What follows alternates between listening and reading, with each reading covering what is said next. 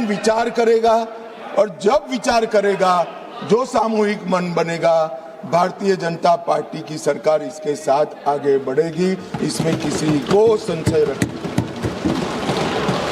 मान्यवर, उनके लिए चुनाव जीतना सर्वोपरि है, हमारे लिए राष्ट्र सर्वोपरि है और राष्ट्र की जनता सर्वोपरि।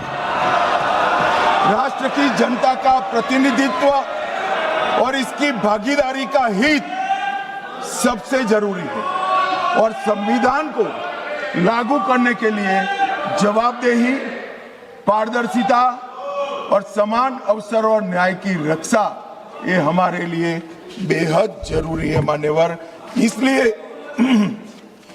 मैं इन लोगों को कहता हूं, कांग्रेस के मित्रों को विशेष कर कि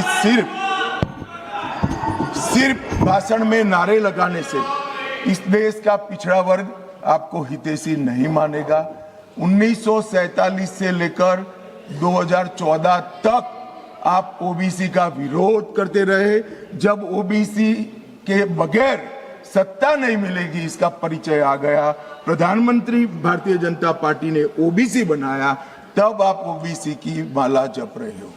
मान्यवर, ये दिखावटी प्रेम जो है वो इस देश का पिछड़ा भी जानता है और पूरे देश की जनता भी जानती है और आज से देश की महिला भी जानेगी कि हमारा अधिकार कांग्रेस पार्टी ने छीना।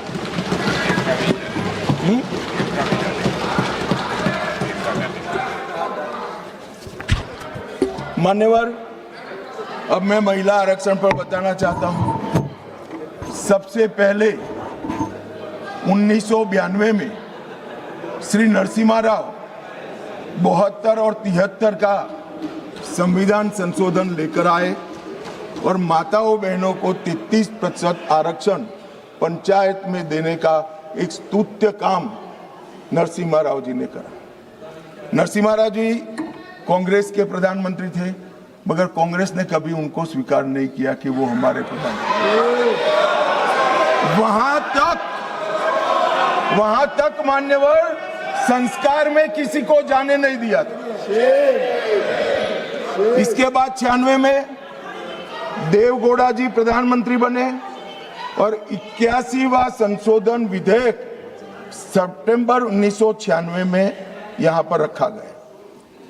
वहां कुछ पार्टियों ने विरोध किया, मैं कहना नहीं चाहता हूं, मगर सब उछल पड़ेंगे और एक कमेटी बनी, गीता मुखर्जी कमेटी।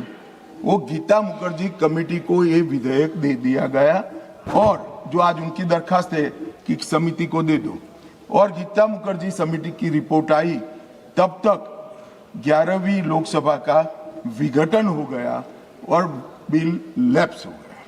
फिर 98 में 84वां संशोधन आया। कुछ पार्टियों ने फिर से, पार्टियां बदली नहीं है, वही पार्टियां विरोध करती रही।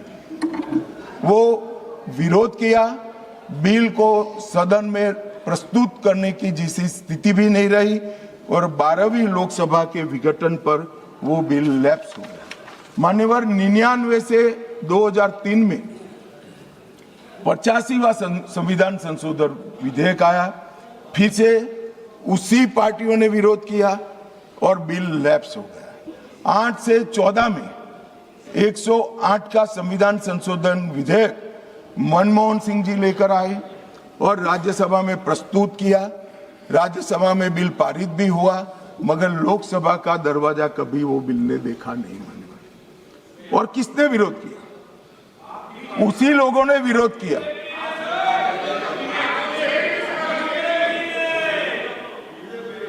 मान्यवर, मैं रिकॉर्ड क्लियर करना चाहता हूं, भले माइक के बगैर बोले हैं, बीजेपी ने इस बिल का कभी विरोध नहीं किया। ये रिकॉर्ड मैं क्लियर करना चाहता हूं।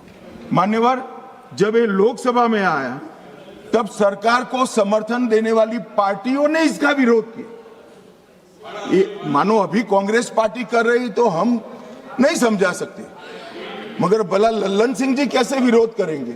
ये तो हमारे साथ है, ये तो बिल का समर्थन करेंगे। मान्यवर, कांग्रेस पार्टी के समर्थक पार्टियों ने मनमोहन सिंह सरकार का ये बिल का विरोध किया। इसका स्पष्ट अर्थ है कि सरकार के इशारे पर सरकार के हिस्सा बनी हुई पार्टियों ने लोकसभा में ये बिल को पेश नहीं। और 2023 में मोदी जी जानबूझकर 2023 में विधेयक लाए। उनको मालूम था कि 24 में चुनाव है, कितनी भी मनसा हो कांग्रेस पार्टी विरोध नहीं कर पाएगी। तो कांग्रेस पार्टी के समर्थन से सर्वानुमत से यही सदन जब नवाब बना, सबसे पहला नारी शक्ति वंदन अधिनियम